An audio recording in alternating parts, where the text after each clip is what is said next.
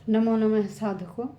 आज हम श्रीमद् भगवद गीता के 6ठे अध्याय ध्यान योग का श्रवण कर रहे हैं। श्लोक संख्या 44 तक श्रवण कर चुके हैं, जिसमें बताया गया था कि जो योगी व्यक्ति है वह अपने पूर्व जन्म की दैवी चेतना से न चाहते हुए भी अपने आप ही योग के नियमों की ओर आकर्षित हो जाता है। ऐसा जो जिज्ञासु योगी है वो शास्त्रों के अनुष्ठानों से परे रहता है। अब यहाँ इसमें क्या बताया गया श्लोक संख्या 45 में कि जो योगी समस्त बुराइयों से शुद्ध होकर सच्ची निष्ठा से आगे आगे प्रगति करता है, वह व्यक्ति अंत में अपने पुराने जन्मों के अभ्यास के पश्चात ही लाभ प्राप्त करके परम गंतव्य स्थान को प्राप्त हो जाता है। श्लोक 45 पूर्वाभ्यासेन तैनैव नहीं, ये श्लोक संख्या 44, आज 45 पढ़ेंगे।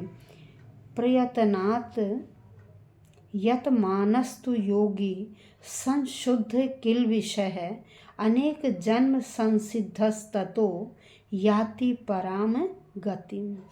जो योगी यत्न पूर्वक यत्न करता है, जिसके सारे जो कलुषित होता पाप नष्ट हो गए हैं, वह अपने पुराने अनेक जन्मों से सिद्ध हो जाता है और फिर अंत में वह परम गति को प्राप्त करता है। क्योंकि जितने उसने जन्म लिए हैं, अनेक जन्मों से जो उसने कमाया है, अच्छे उन कमाए हुए कर्मों के कारण स्वर्ग में जाता है, स्वर्ग में रहता है, फिर अच्छे कुल में जन्म लेता है और फिर बाद में लोकों में जाकर वहाँ के भोगों में जब उसे रुचि नहीं रहती तो अंत में फिर वह परम धाम को जाता है या उसे उसकी परम गति होती है।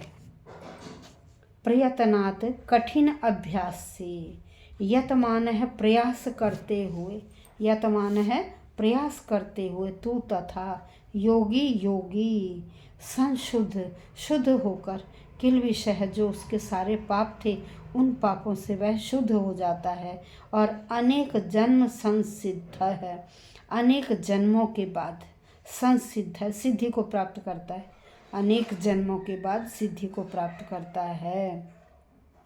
ततः फिर याति प्राप्त करता पराम गति, परम गति को, जो सर्वोच्च गति होती है, उस परम मोक्ष को प्राप्त करता है।